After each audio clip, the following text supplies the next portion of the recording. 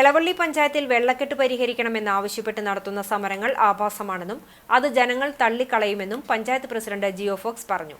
മഴക്കാലത്തിനു മുന്നേ തന്നെ ഗ്രാമപഞ്ചായത്തിലെ കൊച്ചിൻ ഫ്രോണ്ടിയർ തോട്, കോഴിത്തോട് എന്നിവിടങ്ങളിൽ ശുചീകരണ പ്രവർത്തനങ്ങൾക്കായി ഫണ്ട് അനുവദിച്ച് ടെൻഡർ നടപടികൾ കഴിഞ്ഞിട്ടുണ്ട്. കൂടാതെ എല്ലാ വാർഡുകളിലും കാനകളുടെ ശുചീകരണ പ്രവർത്തനങ്ങൾക്കു വേണ്ടി 20,000 രൂപ വീതം അനുവദിച്ചിട്ടുണ്ട്.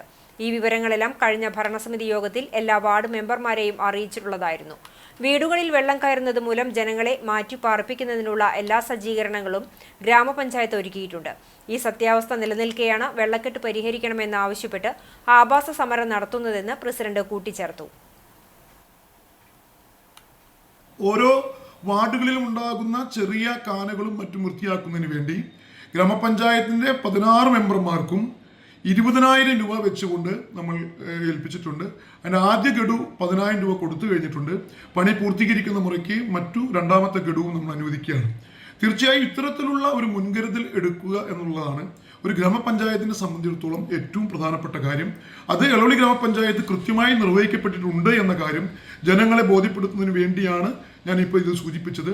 തീർച്ചയായും ഇതിനെയൊക്കെ മറികടന്നുകൊണ്ട് ഉണ്ടായ വെള്ളക്കെട്ടിൻ്റെ ഭാഗമായി നിരവധി പ്രദേശങ്ങളിൽ വെള്ളം കയറാനുള്ള സാധ്യത ഉണ്ട് എന്ന് മനസ്സിലാക്കിക്കൊണ്ട് തന്നെ ആളുകളെ മാറ്റിപ്പാർപ്പിക്കുന്നതിന് ഉൾപ്പെടെയുള്ള എല്ലാ സജ്ജീകരണങ്ങളും ഗ്രാമപഞ്ചായത്ത് സ്വീകരിച്ചിട്ടുണ്ട്. ഇതിനെയെല്ലാം കണ്ടുകൊണ്ട് തന്നെ മനസ്സിലാക്കിക്കൊണ്ട് തന്നെ എളവള്ളി ഗ്രാമപഞ്ചായത്തിലെ വെള്ളക്കെട്ട് പരിഹരിക്കണം എന്നാവശ്യപ്പെട്ടുകൊണ്ട് നടത്തുന്ന ഈ ആഭാസ സമരങ്ങൾ ജനങ്ങൾ തിരിച്ചറിയണം എന്നതാണ് ഗ്രാമപഞ്ചായത്ത് പ്രസിഡന്റ് എന്ന നിലയ്ക്ക് എനിക്ക് സൂചിപ്പിക്കാനുള്ളത്.